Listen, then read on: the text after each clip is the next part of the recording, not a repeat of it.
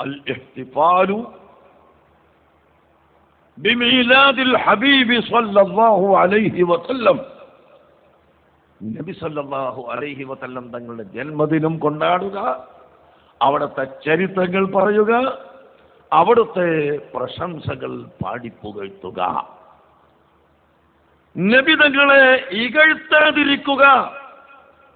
ഇത് ചെയ്യുന്നവർക്ക് മാത്രമേ യോജിച്ചു നിൽക്കാൻ കഴിയൂ.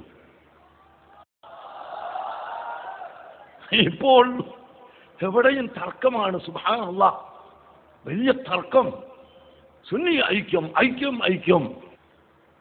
സുന്നി ഐക്യം എന്ന് പറഞ്ഞപ്പോ എന്താണ് സുന്നി ഐക്യം എന്ന് മനസ്സിലാക്കാത്ത ചില സാധുക്കൾ ഇങ്ങോട്ട് നിങ്ങൾ നമ്മുടെ സംഘടനകൾക്ക് ഇങ്ങോട്ട് വരി, ഇവിടെ ഒഴിഞ്ഞെടുക്കേണ്ടിട്ട് 5-6 ആളെ സീറ്റ് തിരിച്ചു വരൂ പറയും.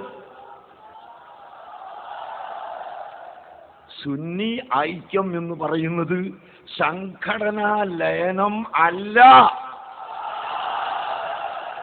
സംഘടനാ ലയനം അല്ല.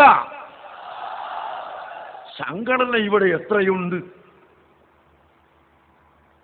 ആ സംഘടനകൾ സംഘടനയായി നിലനിർത്തിക്കൊണ്ട് അഹ്ലുസുന്നത്ത് വൽ ജമാഅത്തിനെതിരായി വരുന്ന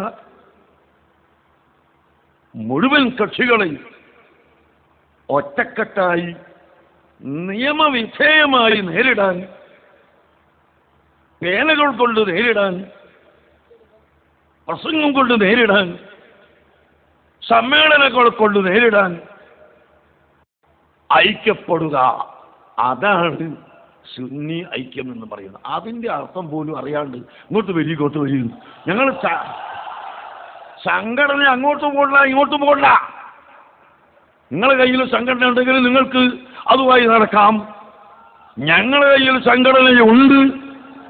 ആ സംഘടനയുടെ അടയാളമാണ് ബഹുമാനപ്പെട്ട താജുൽ ഉലമയുടെ നേതൃത്വത്തിൽ ഈ ജനലക്ഷങ്ങൾ ഇവിടെ തടിച്ചുകൂടിയത്.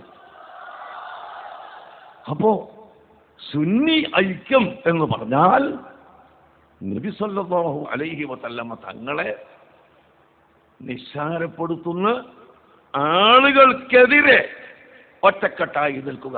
അതിന് തയ്യാറുണ്ടോ? അതാണ് ചോദിക്കുന്നത്.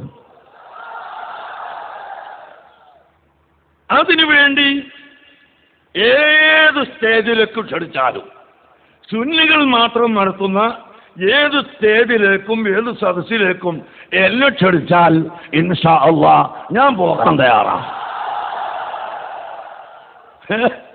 പക്ഷേ സുന്നത്ത് ജമാഅത്തിന്റെ വിരോധികളുമായി ഐക്യപ്പെടാൻ ഒക്കുമോ എന്ന് എൻ്റെ പ്രിയപ്പെട്ട സഹോദരങ്ങളെ നിങ്ങൾ ഒന്ന് ചിന്തിക്കുക.